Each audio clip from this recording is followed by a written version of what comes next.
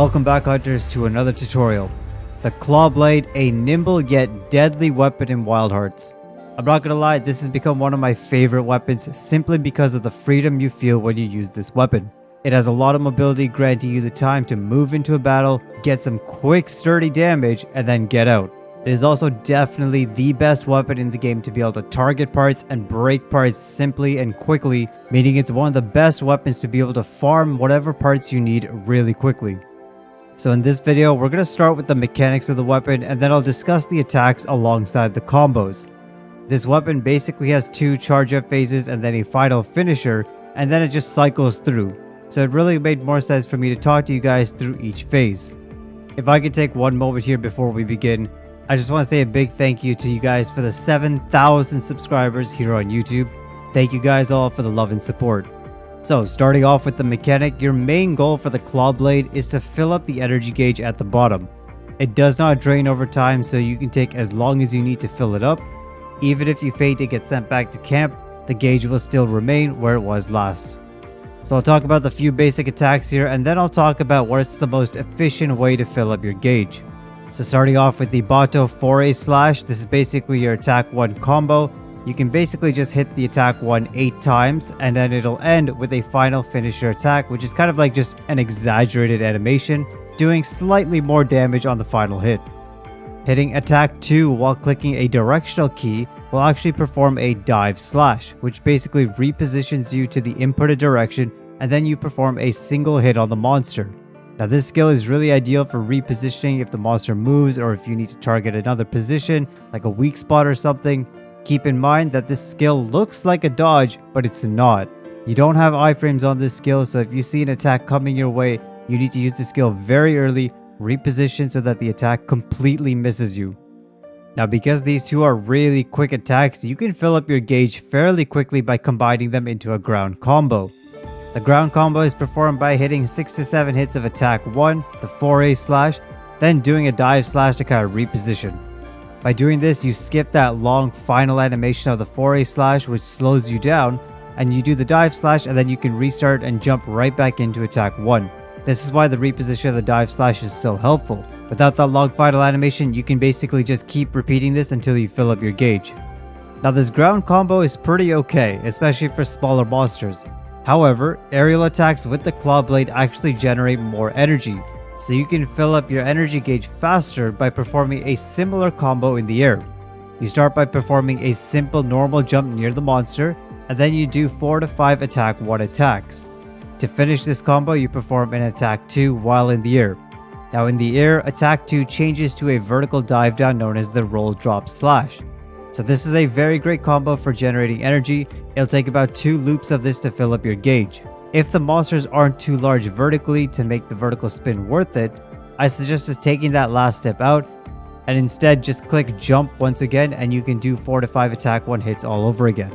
You can keep doing this until your stamina runs out, although I would recommend just doing it twice and then dropping down. You want to ensure you have a little bit of stamina just in case you need to dodge.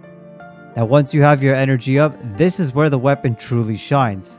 Pressing F, RT, or R2 will leap your character forward into the claw sweep.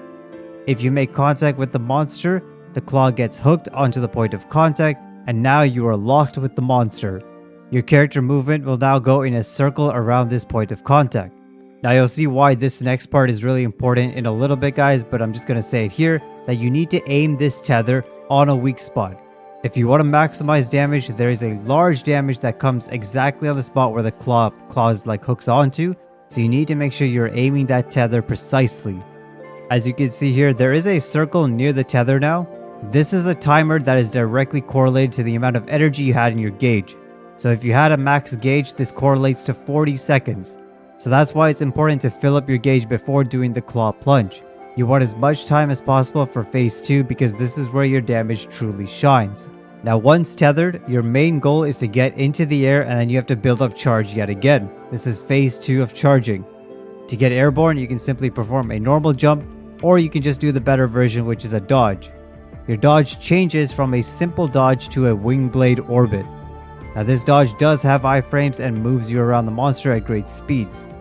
Once you are airborne like this, you can switch between a single jump and a wing blade orbit to maintain your airborne status. Keep in mind though that the single jump actually uses stamina while the wing blade orbit doesn't use any stamina. Now at this point in phase 2 for Claw Blade, the game becomes the ground is lava. If you want to be really efficient with the Claw Blade, you should never be touching the ground throughout this entire phase. Now while you are hooked and airborne, you have a chance to build up charge again. There is no gauge this time, but you will see energy flowing around you, which will start to glow brighter and brighter and seep out of you. You can continuously dodge to go in a circle around the monster until you decide that it's time to get some damage. To perform some damage, you start by lunging forward into the monster by clicking the same button that you did to hook the claw in the first place. Instead, you'll perform a wing blade power lunge. Now this lunge brings you right up close to the point that's tethered. From here, you have 3 main attacks. The first one is just hitting attack 1 with vertical inputs like up or down. This performs a spin slash but in a vertical aspect, and whichever direction you're pointing, up or down, you will slowly move in that direction as you spin and do damage on the monster. Now this attack generates the most amount of energy per hit and also damages the most, but it doesn't last very long. The second attack is when you are hitting the attack 1 button again, but you're doing directions left and right. This takes you into a horizontal tornado kind of spin. The attack generates a medium amount of energy and deals medium damage. But the great thing about this is that it runs for a much longer time. If you keep clicking / pushing your thumbstick in the initial direction left or right, you will continue to spin around the monster as long as you are still making contact. At any point you can click attack or dodge to kind of end the spin, just in case the monster is starting to attack you. So these are your 2 main attacks, and choosing between them really depends on the monster archetype and what they're doing. Taller, wider monsters like King Tusk, you could do both. The shorter and longer monsters like the rats or the crows, you might want to go with the horizontal one. You can just spin right around them in one plane. For taller and narrow monsters like the lava bag, it might depend on where you tether. Tethering the head is less likely to get hits with the vertical spin, but if you tether lava bag's butt, a vertical spin will get way more hits. So your goal in the end is to land as many hits as possible. The more hits you land, the faster you charge up, and keep in mind the clock continues to tick. And you cannot reach max energy in one attack. So you have to factor that in. You have to factor in the time to attack, time to dodge, time to fly around the monster, and then time to fly back in and get your next attack. Now the third attack is hitting attack 2 after flying in. This performs a wing blade crest slash. Now this is a Beyblade spin-like move that pierces through the monster, so kind of a mix of both attack ones. This one generates the least amount of energy per hit and is also the weakest. So it's not the ideal attack to use for building up energy. Now as I mentioned before, there is no energy gauge at this stage. What you need to look out for are 2 cues. When you reach full power, there's a metallic wind sound that kind of goes off. Additionally, you will see large red tethers of energy kind of like seeping out of you. These 2 indicators tell you that you are at max energy and ready for the finisher move. Performing attack 3 while fully charged will initiate a wing blade crest slash, but then your character will turn around immediately and dive towards the monster and perform a super strong finisher on the tethered claw spot.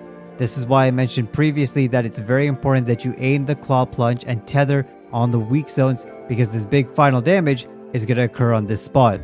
Now one thing I will note here, in order to use the finisher you actually have 2 options. Number 1, you can either perform a full attack 2 aerial combo, so from flying around to initiating the lunge to the attack 2. Or you can actually initiate this attack while you are still doing attack 1.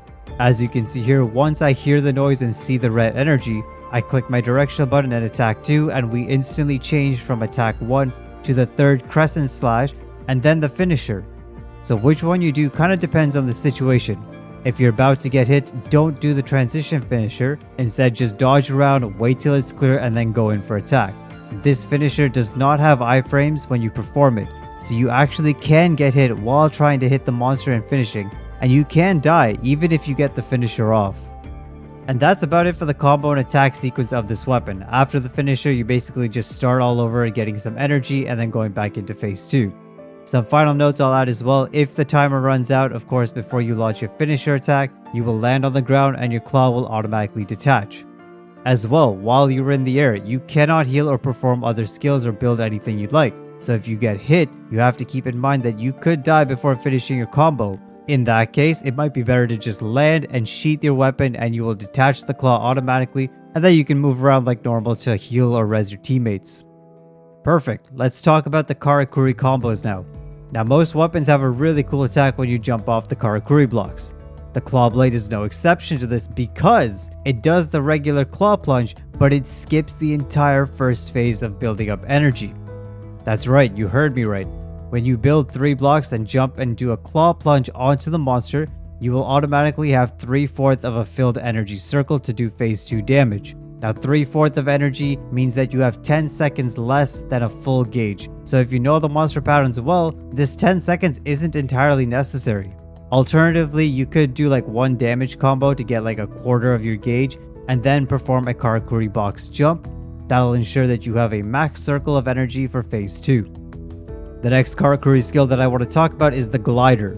Now the glider enables you to claw tether the monster in a different way. If you're on the glider and you hold any attack button, you will let go and start spinning the claw like a helicopter and descend. A reticle will appear and your goal is to attack the monster on the target location before you hit the ground. Now this is definitely different and it's only useful in certain situations. So my recommendations are, number 1, if you are in a team and your teammate knocks over a monster farther away from you, you can use the glider to kind of like get up and then just go and straight tether the monster from afar and lunge yourself to get some damage. Situation 2, if you knock the monster over and you have no energy in your gauge, the damage you can perform while tethered will still be greater than non-tethered. So if you're quick about it, as the monster is falling over, throw down a glider, get up top, and then tether onto the monster. If you tether a good hit zone and the monster isn't moving too much, it'll take 2 charges to reach max charge and you will need to use the transition finisher before the timer runs out. Now of course, if you have any energy before using the glider, you will have more time for this. And I'm sure there's other situations as well that you can use this for sure, but these are 2 big ones that I recommend. Now moving on, other Karakuri include the fire one, which of course just adds some fire damage to your blade. You can also stack 3 fire Karakuris and then jump off of them to gain fire damage while doing a claw plunge. Now this jump will only generate 50% of your energy gauge compared to the 75 from the box Karakuri, so you'll need to build up a little bit of energy before using this. But if a monster is weak to fire, this is a great way to start your phase 2 damage while gaining extra fire damage. Now to bridge between jumping Karakuris and distance Karakuris, we have the stake. The stake Karakuri is a really neat one because it covers the most distance for you and is the fastest way to approach a monster. When you click any attack input after landing the stake on the monster, you will go into a plunge attack similar to jumping off the blocks or fire lamps. The plunge claw will give you 3/4 energy as well, same as the 3-block Karakuri. So still very great, very helpful for when you're transitioning to new areas. Like if a monster moves, you can enter into the new area and then stake straight to the enemy and then claw plunge and go right into phase 2 damage. It's also useful against monsters that maybe go way too high in the air to do an attack, but as they come to land, you can stake straight to them and then get into your phase 2 damage. Now finally, the Spring and Celestial Anchor Karakuris. Both of these are really just good to push forward towards the monster while you're like mid-combat or anything. If you're jumping off of these 2 and then you click the attack button, you initiate a vortex slash. These generate a little bit of energy, so it's just really nice when you're in a situation where you need to close the gap. You can use these to kind of just catch up to the monster real quick while getting some energy. And that, hunters, is the mechanics, attacks, and combos of the Claw Blade. I hope you guys enjoyed this weapon. I will have a skills and weapons tree video out pretty soon. I'm still playing through the game and I don't want to suggest weapons to you guys without fully testing most of the options. If you guys have any questions or comments, drop them in the comments below and I'll take a look. So thank you guys so much for watching and I hope you guys have a wonderful week. Take care, stay safe, and keep hunting. Sky Sensei is out.